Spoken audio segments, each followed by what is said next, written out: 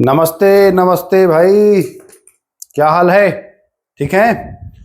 तो NCERT class 10th chapter 2 का part 1 इससे पहले उपलब्ध कराया था। तो बहुत सारे लोगों ने कहा पार्ट 2 भी तुरंत करा दीजिए, तो पार्ट 2 भी ले ही आया हूँ। हाँ देखिए, अगर आपके पास पीडीएफ है तो उसमें 1100 पुराना वाला पीडीएफ है जो शुरू में लिए थे, तो उसमें 1114 पेज से मिट्टी की अम्लीयता से है। मिला लीजिएगा, मिट्टी की अम्लीयता से शुरू करूंगा और एंड करूंगा, तब तो आप देख ही लेंगे। तो एक चीज मैं बता दूं, क्लास तो करा ही रहा हूं, मैं बता दूं, कुछ लोग मुझे व्हाट्सएप पर मैसेज कर रहे हैं कि जो आपका ये वाला जो पीडीएफ है ऐप पर, इसका डेमो दे दीजिए। मैं कहता हूं भैया कहां से आते हैं ये लोग यार। पूरी मैं यूट्यूब पर उसका सॉल्यूशन करा रहा हूं, अब इसके बाद भी डेमो की आवश्यकता है क्या?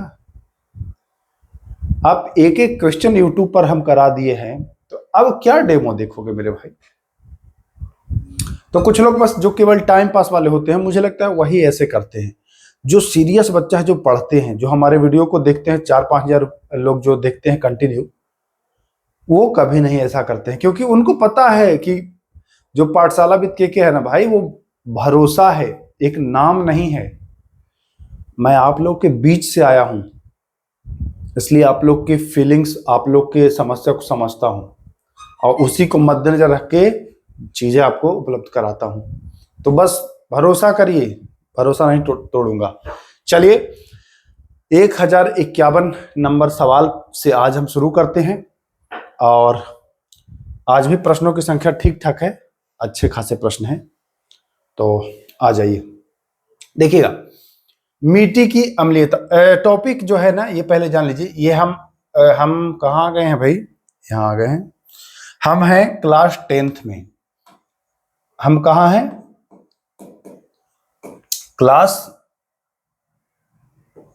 10th में हैं। और अध्याय जो है, वो चैप्टर जो है, वो चैप्टर है 2 का पार्ट 2। ठीक ना, ध्यान रखिएगा। अम्ल, क्षार और लवण। जी हाँ, अम्ल, क्षार और लवण हम लोग पढ़ रहे हैं, जिसमें हम पढ़ेंगे कि आपको एक ट्रिक बताया था, याद है ना अनिल? एक ट्रिक बताया था मार, और एक ट्रिक बताया था पीबीपी। ये तीनों ट्रिक मोस्ट इंपोर्टेंट हो जाएगा आपके लिए, रट लीजिएगा, इन तीनों को रट लीजिएगा, बहुत इंपोर्टेंट हो जाएगा।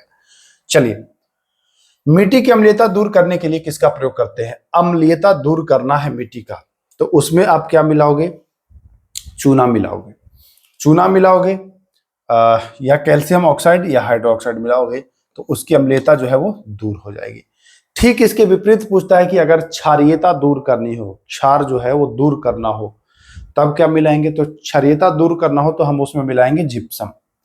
अब जैसे ही मैं जिप्सम का नाम लेता हूं, तो बच्चों को लगता होगा कि भैया मिट्टी में क्षारीयता ज्यादा है तो जिप्सम अम्लीय होगा, अब मिलाएंगे तो थोड़ा न्यूट्रल होगा।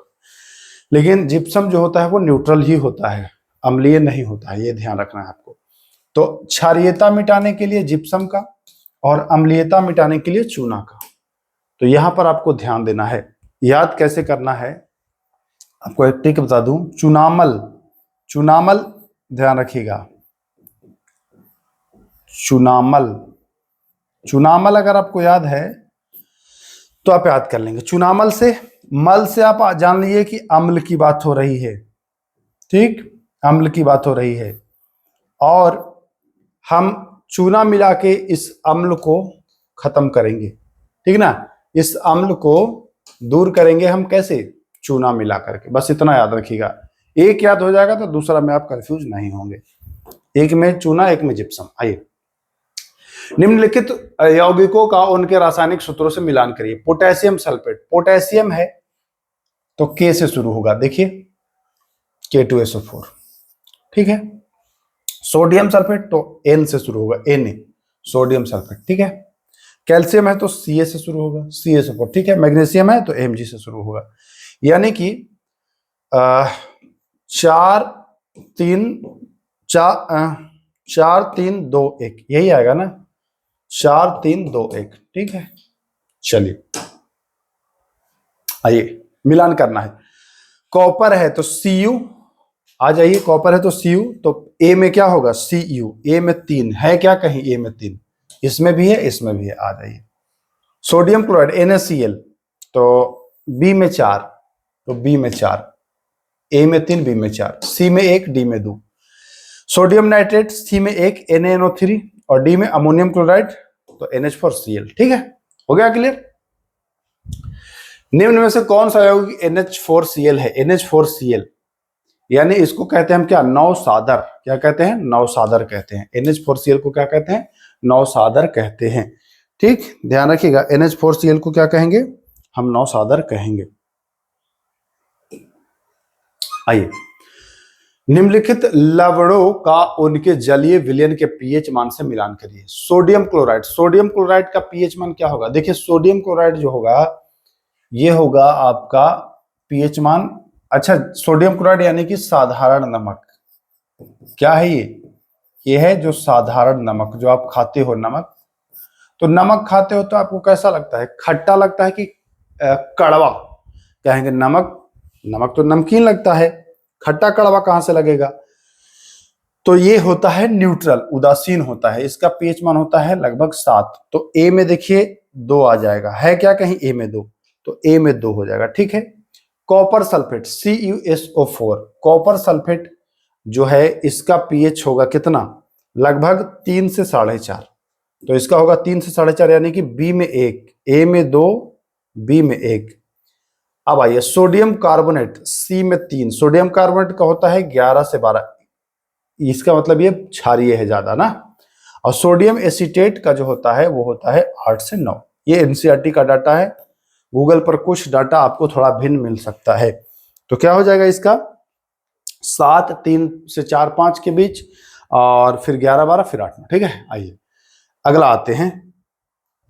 देखिए निम्न का पीएच मान से मिलान करिए। पोटेशियम नाइट्रेट, ये भी आपका न्यूट्रल होगा, तो न्यूट्रल होगा तो 7 हो जाएगा।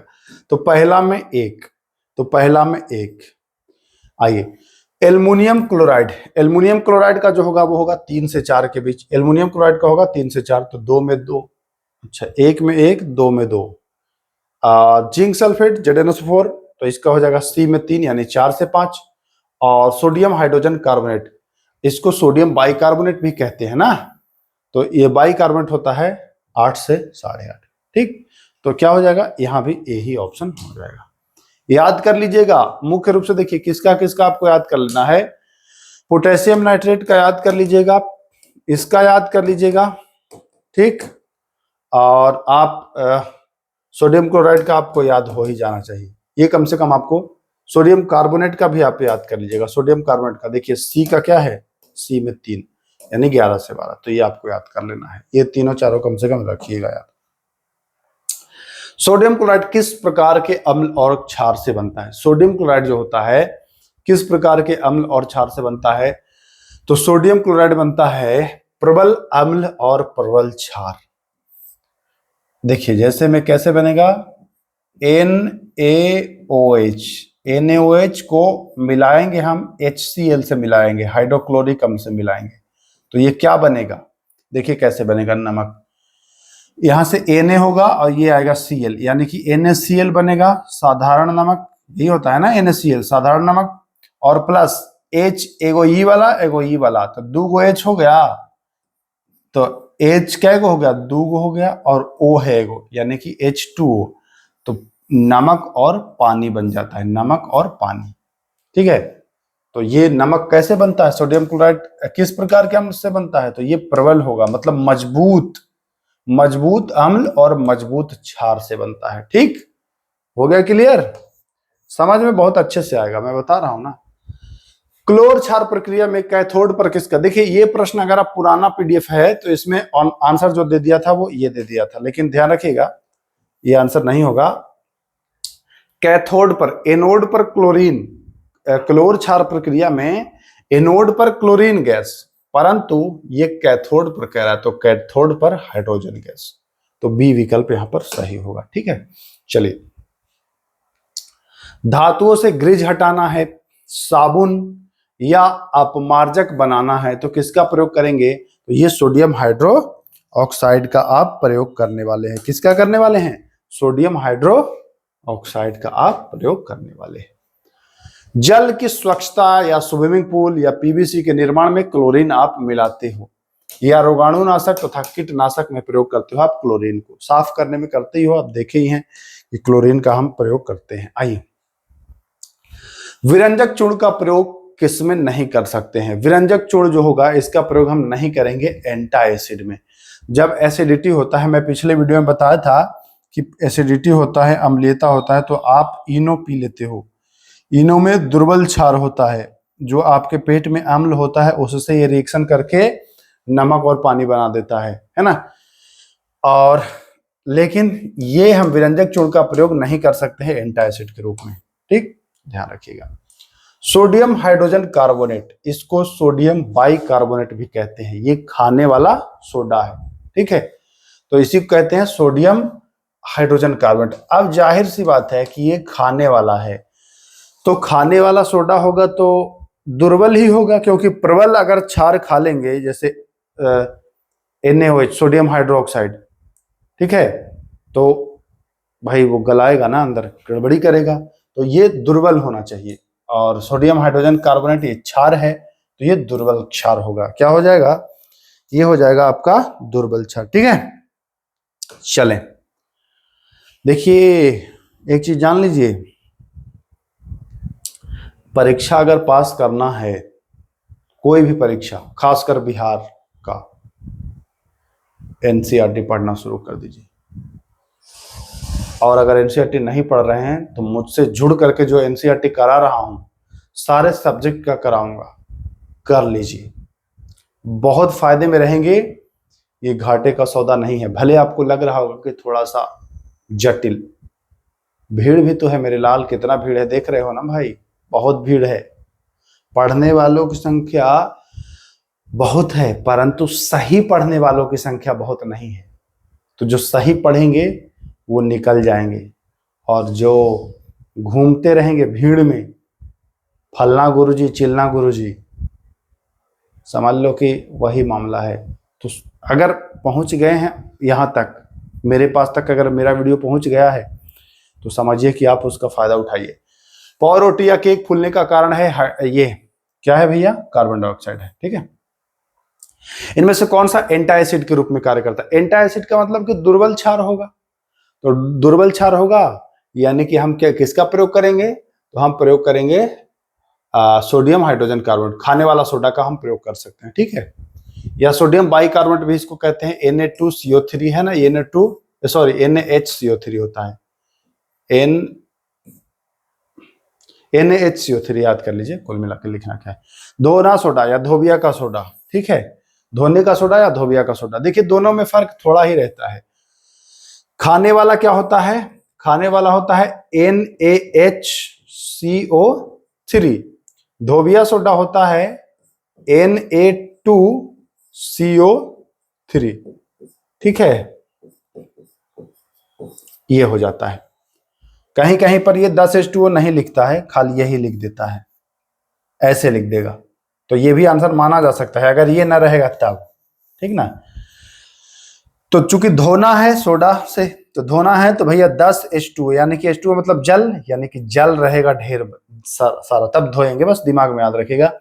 तो धोबिया सोडा Na2CO3 इंटू 10H2O, और खाने का सोडा NaHCO3, इसको सोडियम हाइड्रोजन कार्बोनेट, देखिए सोडियम हाइड्रोजन कार्बोनेट ऐसे कह लेंगे। ठीक ना, अगर आपसे ये पूछ दे कि सोडियम हाइड्रोजन कार्बोनेट का नाम, या पूछ दे कि इनमें से कौन खाने वाला सोडा है, और लिख दे नाम ये, तो आप कहें, आप तो खोजेंगे सोडियम बाइकार्बोनेट को कहते थे यार, ये तो हाइड्रोजन कार्बोनेट दे दिया, ये तो आंसर भी गलत दे दिया है, ये तो आंसर ही गलत है, ऐसे कहते हैं ना लोग। परंतु ध्यान रखना है, ऐसे नहीं होता है। चलिए देखिए, नीचे दिए गए कथनों पर विचार करें। कथन 1, बेकिंग सोडा को गर्म करते हैं, जो खाने वाला सोडा है, अगर आप उसको गर्म करोगे तो सोडियम कार्बोनेट प्राप्त होगा। बिल्कुल सही है, सोडियम कार्बोनेट प्राप्त हो जाएगा। सोडियम कार्बोनेट को अगर पुनः क्रिस्टलीकरण करेंगे तो वह धोबिया सोडा में बदल जाएगा। बिल्कुल सही है, दोनों कथन सही हो जाएगा यहाँ पर। तीसरा है कि ये सभी क्षारीय लवण है। बिल्कुल ये क्षारीय लवण है दोनों। बेकिंग सोडा या खाने वाला सोडा को गर्म करोगे तो क्या होगा, वो बन जाएगा धोबिया सोडा। परंतु धोबिया सोडा पूरी तरह से नहीं बनेगा, क्योंकि गर्म करने से जल के अणु उड़ेंगे। और धोबिया सोडा में आप देख रहे थे कि जल का हो रहा था 10:2, पानी देख रहे थे ना यहाँ। धोबिया सोडा में क्या देख रहे थे, ये जल वाला हो रहा था। तो अब चूंकि हमने गर्म कर दिया है तो जल तो उड़ गया है, लेकिन क्या करेंगे, जल के अणुओं को पुनः क्रिस्टलीकरण करके इसमें मिलाएंगे तो धोबिया सोडा में बदल जाएगा। ठीक, और ये सभी क्षारीय हैं तो जान ही गए। ठीक है, चलिए आइए। हाँ, क्या नंबर है प्रश्न का? 1068 ना।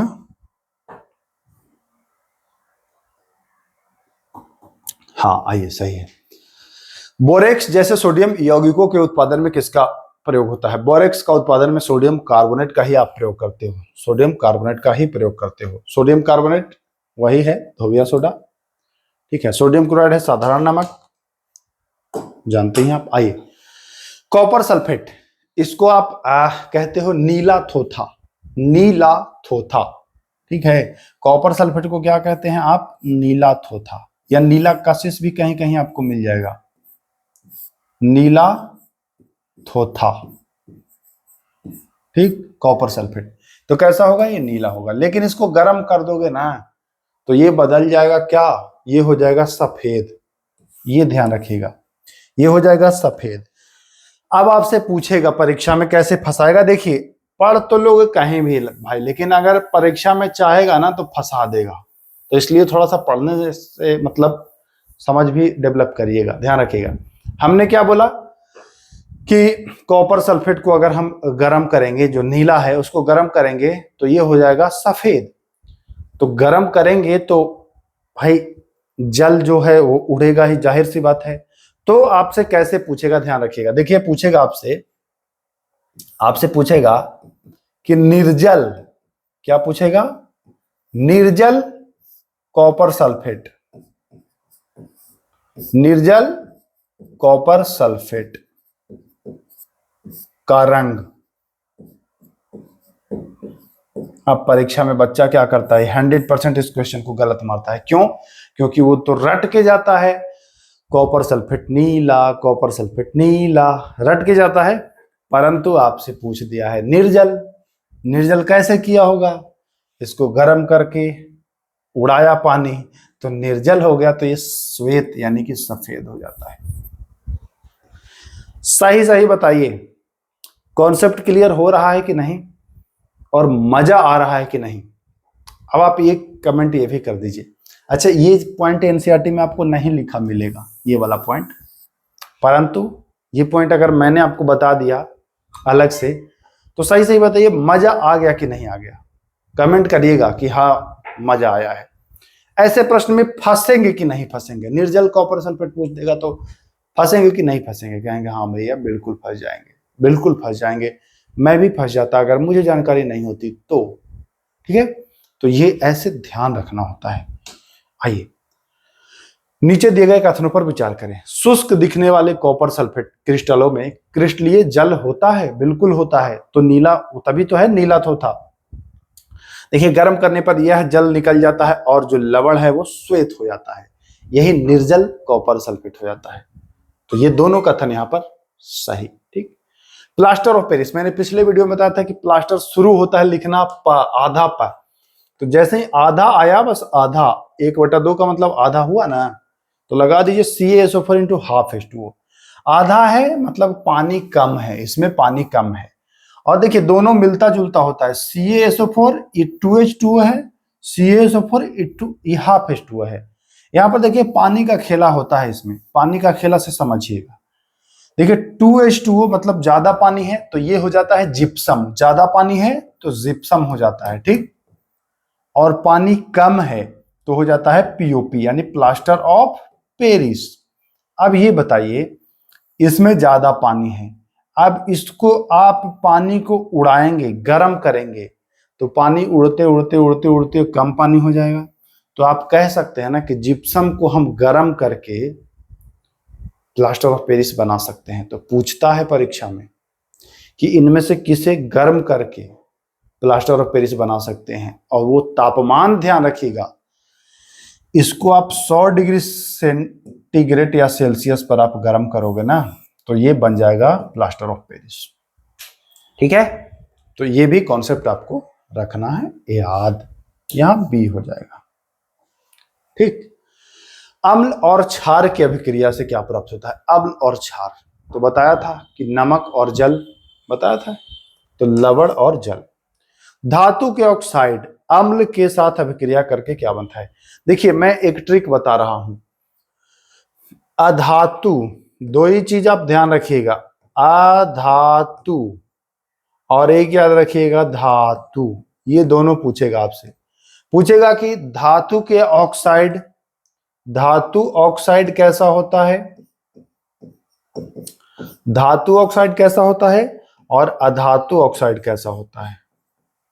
तो अधातु में आ लगा है, आ लगा है तो आ से अम्लीय होता है, अधातु का ऑक्साइड अम्लीय होता है, धातु का ऑक्साइड क्षारीय होता है। ठीक है, धातु का ऑक्साइड क्या होता है? क्षारीय। अब समझिएगा, धातु के ऑक्साइड यानी कि क्षार है, ये क्या है? कहेंगे एक तो सर क्षार है, इसको मिला देंगे अम्ल से, तो क्षार प्लस अम्ल मिलाएंगे तो क्या बनेगा? अम्ल और क्षार से क्या बना? लवण और जल। निकाल नहीं लेंगे कि लवण और जल। आ गया समझ में? तो चीजों को आप वैसे समझोगे ना, जब गहर नहीं कैसे समझोगे यार, आप पाठशाला भी एके से जुड़ गए हो। ठीक है, बरियरी समझाएंगे, नहीं कैसे समझोगे, समझना पड़ेगा। अगर बड़ा भाई छोटा भाई मानते हो तो समझो, चीजें बहुत आसान है। मैं तो ये सोचता हूं, देखो मैं बुराई नहीं करूंगा, जब बचपन में मैं 9th 10th में था यार, सही बताऊं ऐसे मतलब इतना सिंपल तरीका से समझाया ही नहीं गया था हम लोगों को। अगर आप बेसिक अच्छे से पढ़ लोगे ना, तो ये सब चीजें 9th 10th में आप पढ़ लोगे, तो फिर बस बाद में रिवीजन करना होता है। लेकिन होता है क्या कि स्कूल में पता नहीं कैसा स्कूल था, अब तो वो बंद ही हो गया जिस स्कूल में पढ़ा था, तो मतलब कॉन्सेप्ट क्लियर नहीं कराया गया था। शायद जो पढ़ा रहे थे उन्हें भी कॉन्सेप्ट उनका भी क्लियर ना हो इस वजह से। तो अगर बेसिक सही हो जाता है ना आपका, तब आप चीज़ों को इजीली लंबे समय तक याद भी रखोगे, किसी को अच्छे से पढ़ा भी सकते हो। तो ऐसे पढ़ो, बिल्कुल आसानी से ये समझ में आ जाएगा। कोई भी अच्छा ऐसे आपको नहीं समझ में आता, जिसको पता ही नहीं है कि धातु के ऑक्साइड कैसा होता है, उसको क्या पता होगा धातु के ऑक्साइड का अम्ल से अभिक्रिया कराएंगे, तो वो तो सोचेगा अरे यार धातु के ऑक्साइड अम्ल, धातु हाइड्रोजन अम्ल हाइड्रोजन लगाएं तो लगाएं क्या, समझ में नहीं आएगा। परंतु हमने अधातु ट्रिक भी बता दिया, इसका मैंने ट्रिक भी बता दिया कि आ से अम्ल हो जाता है, अधातु के ऑक्साइड अम्लीय होते हैं, धातु के क्षारीय, तो धातु है तो क्षारीय हो जाएगा, और क्षार और अम्ल मिलेगा तो ये लवण और जल बना देगा। अगर यही पूछ देता कि अधातु के ऑक्साइड, तो वो अम्ल ही रहता, अम्ल में अम्ल मिला के अम्ल ही रहेगा। चलिए, धातु के ऑक्साइड किस प्रकार के होते हैं? तो अभी बताया धातु है तो इसमें आ नहीं लगा है, तो आ नहीं लगा है तो हम भी आ नहीं लगाएंगे, हम तो छा लगाएंगे, कहेंगे हाँ बिल्कुल सही हो जाएगा, क्षारीय। अगला आ जाएगा अधातु के ऑक्साइड। अब कहेंगे आ लगा है, आ लगा है तो आ लगाइए यानी अम्ल करिए, तो बिल्कुल अम्ल करेंगे। बिल्कुल इजीली आप एकदम बहुत आसानी से याद कर लोगे। आप जुड़े हो पाठशाला के से, भरोसा करो बहुत आगे ले जाऊंगा आप लोगों को। धातु के साथ अभिक्रिया करने पर अम्ल कौन सी गैस उत्पन्न करती है? तो धातु के साथ अभिक्रिया करने पर अम्ल जो है वो आपका हाइड्रोजन गैस रिलीज करेगी। कौन सा गैस? हाइड्रोजन गैस रिलीज करेगी। ठीक है, मैं आगे पलट देता हूं इसमें भी। कहाँ आ गया है भैया? ठीक है, चलिए, अम्लों में कौन सा तत्व अनिवार्य होता है? तो अम्लों में होता है हाइड्रोजन, जानते हैं आप, H+ आयन, है ना। जल में अम्ल या क्षार मिलाने पर आयनों की सांद्रता घटने की प्रक्रिया क्या कहलाती है? मैं पिछले वीडियो में बताया था आपको, तनु और सांद्र। तनु मतलब याद रखिएगा, तनु मतलब तनिसुन, तनिसुन मतलब कम, है ना। गांव घर में बोलते हैं ना कि तनिसुन मतलब कम, तो तनु मतलब कम।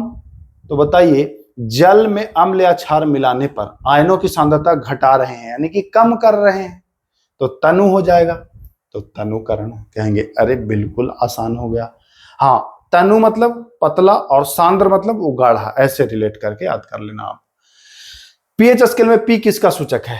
पी पावर ऑफ हाइड्रोजन कहीं कहीं कहते हैं, पोटेंशियल ऑफ हाइड्रोजन कहते हैं, पुंसास भी इसको कहते हैं। तो तीनों हो जाएगा, पावर, पोटेंशिया, पुंसास सभी। पीएच स्केल का मान किस सीमा का होता है? ये प्रश्न तो फंसा देता है बच्चों को। पीएच स्केल में बच्चे जानते हैं कि 14 तो लास्ट होता है। शुरू कैसे होता है? 1 से कि 0 से कि 0 से, मतलब क्या होगा देखिए, पीएच स्केल का जो सीमा है वो क्या 1 से 7 होगा, या 0 से 10 होगा, या 1 से 14 होगा, या 0 से 14 होगा? ये फंसने वाला, तय है फंसना। मैक्सिमम बच्चे गलत लगाते हैं, मैक्सिमम गलत लगाते हैं, क्योंकि बच्चे लगाते हैं 1 से 14 जबकि होता है 0 से 14। अरे 0 से 14 होता है, तो 0 से 14 तक आप जाएंगे तो टोटल 15 पॉइंट हो जाएगा। आप 14 पॉइंट मत समझिएगा, क्योंकि एक 0 भी है और 1 से 14 तक भी है, तो 14 और 1 15। नोट करिएगा, ये सब बेसिक चीजें हैं जो समझिएगा। जठर रस का पीएच मान, जठर रस का पीएच मान बहुत कम होगा और 1 पॉइंट कितना हो जाएगा? एक ही को ऑप्शन है 1.2, तब फिर इसमें पूछना क्या है भाई? ठीक है, जठर रस 1.2। नींबू के रस, नींबू गए बाजार में लेने, नींबू कैसे कहा भैया? 2 रुपए का 2 रुपए का 2, तो कहिएगा कि 2.2। ये एनसीईआरटी का सब डाटा है, संदेह मत करिएगा। अन्य जगह पर आपको कुछ और भी मिल सकता है, बाकी जो है ये एनसीईआरटी से मैं दे रहा हूं। ठीक है। शुद्ध जल, पानी पीते हैं शुद्ध, कैसा लगता है? कड़वा की खट्टा? कहेंगे पानी न कड़वा न खट्टा, यानी न्यूट्रल है, उदासीन है। जब उदासीन है तो 7 कहिए। ठीक है, आइए। रक्त, रक्त थोड़ा सा क्षारीय होता है, थोड़ा सा ही क्षारीय, ज्यादा नहीं, यानी 7 से थोड़ा सा ज्यादा, 7.4। मिल्क ऑफ मैग्नेशिया, ये होता है क्षारीय। आप जानते हैं कि मिल्क ऑफ मैग्नेशिया होता है क्षारीय, और इसका ज्यादा तो नहीं होगा परंतु 10 होगा। मिल्क ऑफ मैग्नेशिया का क्या होगा? तो ये हो जाएगा 10। और सोडियम हाइड्रोक्साइड का पीएच मान, ये तो सबसे खतरनाक और सबसे अधिक क्षारीय, साबुन उबुन बनाने में इसका प्रयोग करते हैं आप, तो ये हो जाता है 14। ठीक। अच्छा भाई बताइए, अगर किसी को अम्लीयता होती है, एसिडिटी होती है, तो वो क्या मिल्क ऑफ मैग्नेशिया से सही करेगा या फिर सोडियम हाइड्रोक्साइड से? तो कहेंगे सोडियम हाइड्रोक्साइड 14 है, ये साबुन के बराबर है, साबुन खाएगा क्या कोई? नहीं। लेकिन इसका कम है, 10 है, तो ये इससे आप सही कर सकते हो। तो ये भी, ये दुर्बल क्षार है, ये प्रबल क्षार है। ठीक, चलिए आइए।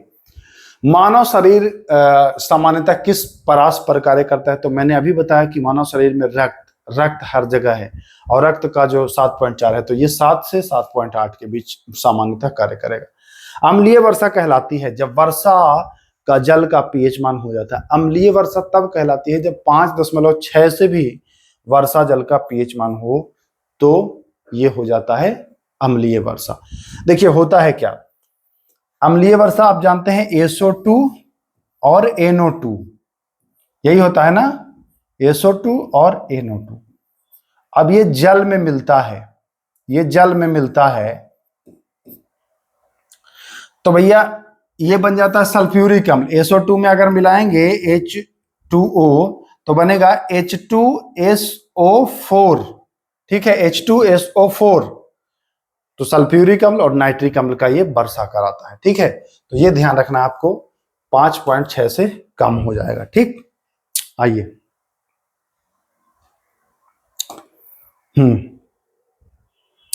हमारा अमाशय HCl, हाइड्रोक्लोरिक अम्ल, हाइड्रोक्लोरिक अम्ल का पीएच मान बहुत कम होता है, मतलब समझ लीजिए प्रबल क्षार में आएगा, प्रबल अम्ल में आएगा भाई, क्षार नहीं।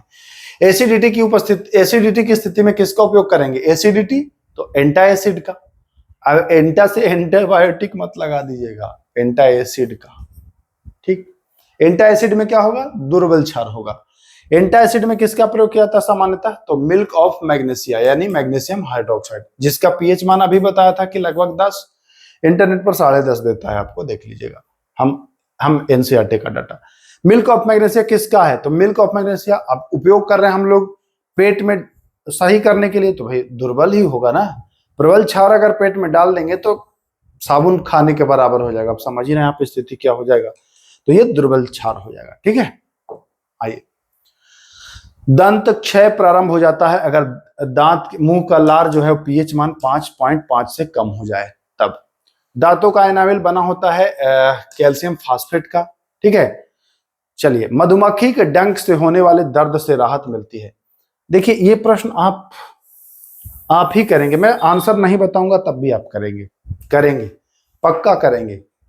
अच्छा, मधुमक्खी के डंक में क्या होता है तो कहेंगे चींटी के डंक, नेटल का डंक, अम्ल, कोई सा भी अम्ल होता तो अम्ल है, कहेंगे अम्ल है। ठीक है, अब ये बताइए अम्ल से अगर आपको दर्द हो रहा है तो पेट में भी अम्ल हो रहा था तो दूर करने के लिए आप क्षार का प्रयोग किए थे कि नहीं? यहां भी काटा है तो शरीर में अम्ल प्रवेश कर दिया है। अब सिरका में भी एसिटिक अम्ल होता है तो अम्ल को अम्ल से आप काटेंगे नहीं, और बढ़ जाएगा। नींबू के रस में भी सिट्रिक अम्ल होता है तो अम्ल को अम्ल से और बढ़ जाएगा। नमक तो कहेंगे कि ये तो न्यूट्रल होता है, ना घर के ना घाट के, ये कोई काम ही नहीं करेगा। काम क्या करेगा? बेकिंग सोडा यानी खाने वाला सोडा। अब खाने वाला सोडा तो सोडा है तो जान ही गए कि क्षार है, तो बस इसी का प्रयोग कर लीजिए। तो जब भी मधुमक्खी काटे तो उस पर बेकिंग सोडा लगाइए, आपको राहत मिलेगा, सही हो जाएगा। ठीक, ये सब नुस्खा आपको पता भी होना चाहिए और ये आप पढ़ भी लोगे, कहोगे हाँ भाई ये सब चीजें तो आपको पता होना चाहिए था। तो आ गए ना हम लोग बेकिंग सोडा पर। चलिए, बेकिंग सोडा किस प्रकार का है तो बेकिंग सोडा जान ही रहे हैं कि कैसा होगा, तो ये हो जाएगा, खाते हैं ना। अब खाने की बात आई तो कैसा खाएंगे? प्रबल क्षार खा लेंगे, साबुन खाएंगे? नहीं खाएंगे, दुर्बल, पहले से ही बताया। सिरके में एसिटिकम, दही में लैक्टिकम, संतरा में सिट्रिकम, इमली में टाटरिकम। ठीक, तो सिरके में एसिटिक अम्ल, दही में लैक्टिक अम्ल, संतरा सिट्रिक और इमली में टाटरिक, यानी सी ऑप्शन। चलिए, नींबू में सिट्रिक अम्ल, टमाटर में ऑक्सैलिक अम्ल, मेथेनाइक अम्ल और लैक्टिक अम्ल। तो मिलान कर लीजिए, आप खुद ही कर लीजिए। प्रबल अम्ल और प्रबल क्षार मतलब मजबूत अम्ल और मजबूत क्षार। हमने बताया था ना आपको, HCl प्रबल अम्ल है और NaOH, ठीक है, इसको मिलाएंगे तो क्या बनेगा? NaCl और प्लस H दूगो और O एगो, यानी कि H2O। तो क्या बनेगा? पानी और नमक, यानी ये न्यूट्रल हो जाएगा, साथ हो जाएगा। ठीक, हाइड्रोक्लोरिक अम्ल और सोडियम हाइड्रोक्साइड की अभिक्रिया से क्या बनता है तो बता ही दिया, सोडियम क्लोराइड यानी कि साधारण नमक NaCl बनेगा और जल बनेगा। सोडियम क्लोराइड के जलीय विलयन के विद्युत अपघटन करते हैं तो कौन सा क्षार बनता है तो ये बनता है सोडियम हाइड्रो ऑक्साइड। क्या बनेगा? Sodium hydro oxide. ठीक है, क्या बनेगा भाई? तो कहेंगे कि बनेगा सोडियम हाइड्रो ऑक्साइड। हाँ बिल्कुल बनेगा, कोई इसमें दिक्कत ही नहीं है। नहीं, ध्यान रखिएगा, सोडियम क्लोराइड का जलीय विलयन के विद्युत अपघटन से, सोडियम हाइड्रोक्साइड के जलीय विलयन के, ठीक है, सोडियम हाइड्रोक्साइड ही बनेगा। चलिए आगे चलें।